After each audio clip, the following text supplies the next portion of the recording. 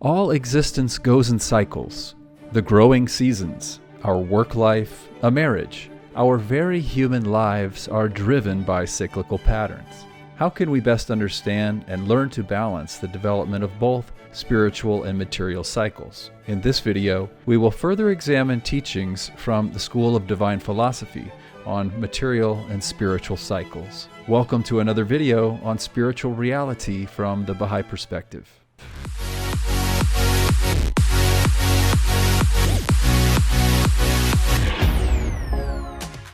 In this material world, time has changing cycles and place is subject to varying conditions. Seasons follow one another and individuals progress, regress, and develop. At one point it is springtime, and at another the autumn season. At one point it is summer, and at another it is winter. The vernal season has rain-laden clouds and musk-scented breezes, life-giving zephyrs and perfectly mild weather. The rain falls, the sun shines, the reviving winds blow, the world is renewed, and the breath of life reveals itself in plant, animal, and man alike. Earthly beings pass from one condition to another. All things are clothed with a new vesture. The black earth is swathed in abundant grass. Mountains and plains don an emerald green robe. Trees bear leaves and blossoms. Gardens bring forth flowers and sweet herbs. The world becomes another world, and all creation is imbued with a new life. The earth, which was as a soulless body, finds a new spirit and displays the utmost beauty, grace, and charm. Thus, the springtide produces a new life and infuses a new spirit. Then comes summertime, when the heat intensifies and growth and development manifest the fullness of their power. The life force reaches its plenitude in the vegetable kingdom. Fruits and crops appear, the harvest time arrives, the seed becomes the sheaf, and provision is made for the winter months. Then comes unrelenting autumn, when unwholesome gales blow, barren winds waft, and the season of dearth and want arrives. All things wither, the pleasant air becomes hard and chill, the breezes of spring turn into the blasts of fall. Trees, once green and verdant, become wasted and bare, flowers and herbs fade away in sorrow, and delicate gardens become darksome heaps of dust. There follows the winter season, when cold winds blow and tempests arise.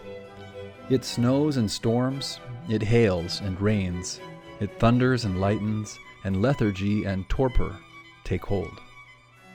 When this stage is reached, the life-giving springtide returns once again and a new cycle is inaugurated. Springtime, with its hosts of vitality and grace, and in the plenitude of its greatness and majesty, pitches its tent upon the mountains and plains. Once more, the temples of created things are revived, and the creation of contingent beings is renewed. Living bodies grow and develop. Fields and plains become green and verdant. Trees put forth blossoms, and last year's spring returns once again in the height of its majesty and glory. The very existence of things must ever depend upon and be perpetuated through these cycles and successions. Such are the cycles and revolutions of the material world. The spiritual cycles associated with the prophets of God proceed in like manner. That is, the day of the advent of the holy manifestations is the spiritual springtime. It is divine splendor and heavenly grace. It is the wafting of the breeze of life and the dawning of the Sun of Truth. Spirits are revived, hearts are refreshed, souls are refined. All existence is stirred into motion, and human realities are rejoiced and grow in attainments and perfections. Universal progress is achieved. The souls are gathered up, and the dead are quickened to life. For it is the day of resurrection, the season of commotion and ferment, the hour of joy and gladness, and the time of rapture and abandon. That soul-stirring springtime then gives rise to the fruitful summer. The Word of God is proclaimed, His law is promulgated, and all things reach a state of perfection. The heavenly table is spread, the breezes of holiness perfume the east and the west. The teachings of God conquer the whole earth. Souls are educated, laudable results are produced, universal progress is made in the human realm. The divine bounties encompass all things, and the sun of truth shines above the horizon of the heavenly kingdom in the height of its power and intensity. When that sun reaches its zenith, it begins to decline, and that summer season of the Spirit is followed by autumn. Growth and development are arrested. Soft breezes turn into blighting winds, and the season of dearth and want dissipates the vitality and beauty of the gardens, the fields, and the bowers. That is, spiritual attractions vanish, divine qualities decay, the radiance of the hearts is dimmed, the spirituality of souls is dulled, virtues become vices, and sanctity and purity are no more. Of the law of God, naught remains but a name, and of the divine teachings, naught but an outward form. The foundations of the religion of God are destroyed and annihilated. Mere customs and traditions take their place. Divisions appear, and steadfastness is changed into perplexity. Spirits die away, hearts wither, and souls languish. Winter arrives. That is, the chill of ignorance and unawareness envelops the world, and the darkness of wayward and selfish desires prevails.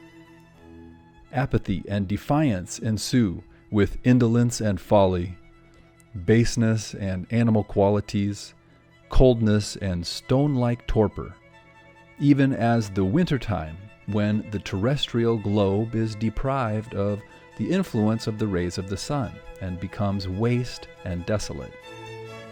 Once the realm of minds and thoughts reaches this stage, there remains naught but perpetual death and unending non-existence. When, however, the winter season has run its course, the spiritual springtime returns again, and a new cycle reveals its splendor. The breezes of the Spirit blow, the radiant morn breaks, the clouds of the merciful rain down, the rays of the Sun of Truth shine forth, and the world of being is invested with a new life and arrayed in a wondrous robe. All the signs and bestowals of the former springtime, and perhaps even greater ones, reappear in this new season. The spiritual cycles of the Sun of Truth, like the cycles of the physical sun, are in a state of perpetual motion and renewal. The Sun of Truth can be likened to the material sun, which rises from many different points. One day it rises from the sign of Cancer and another from the sign of Libra. One day it casts its rays from the sign of Aquarius and another from that of Aries. Yet the sun is but one sun and one single reality. The possessors of true knowledge are lovers of the sun and are not attached to its dawning points. Those who are endued with insight are seekers of the truth itself, not of its exponents and manifestations. Thus, they bow in adoration before the sun, from whatever sign and above whatever horizon it may appear, and seek the truth from any sanctified soul who might reveal it. Such people inevitably discover the truth and are not veiled from the light of the sun of the divine firmament. Thus, the lover of the rays and the seeker of the light will always turn towards the sun, whether it be shining from the sign of Aries, or bestowing its grace from the sign of Cancer, or casting its rays from the sign of Gemini. But the foolish and the ignorant are enamored with the zodiacal signs and enraptured with the dawning points, not with the sun itself.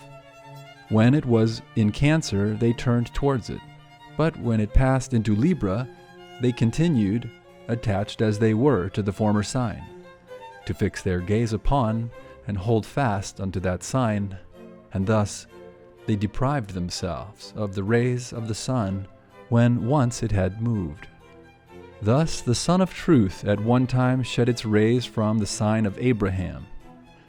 Later it dawned above the sign of Moses and illumined the horizon, and later still it shone forth with the utmost power, heat, and radiance from the sign of Christ. Those who were searching after truth worshipped it wherever they saw it, but those who were attached to Abraham, when once that sun cast its rays upon Sinai and illumined the reality of Moses, were deprived thereof. And those who clung to Moses, when once the Sun of Truth shed its heavenly splendor in the fullness of its radiance from the point of Christ, were likewise veiled, and so forth. Therefore, one must search after truth, become enraptured and enthralled with any sanctified soul in whom one finds it, and become wholly attracted to the outpouring grace of God. Like a moth, one must be a lover of the light, in whatever lamp it may shine, and like a nightingale, one must be enamored of the rose, in whatever bower it may bloom. Were the sun to rise from the west, it would still be the sun. Indeed, from whatever point the sun may rise, it is still the sun. One must not take its appearance to be confined to a single point, and regard the other points as deprived.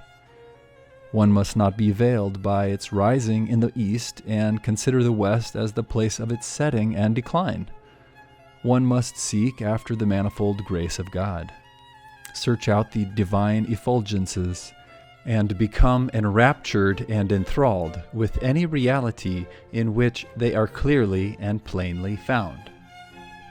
Consider that if the Jews had not clung to the horizon of Moses, but had fixed their gaze upon the Sun of Truth, they would have undoubtedly beheld that sun shining in the fullness of its divine splendor in that true dawning point that was Christ.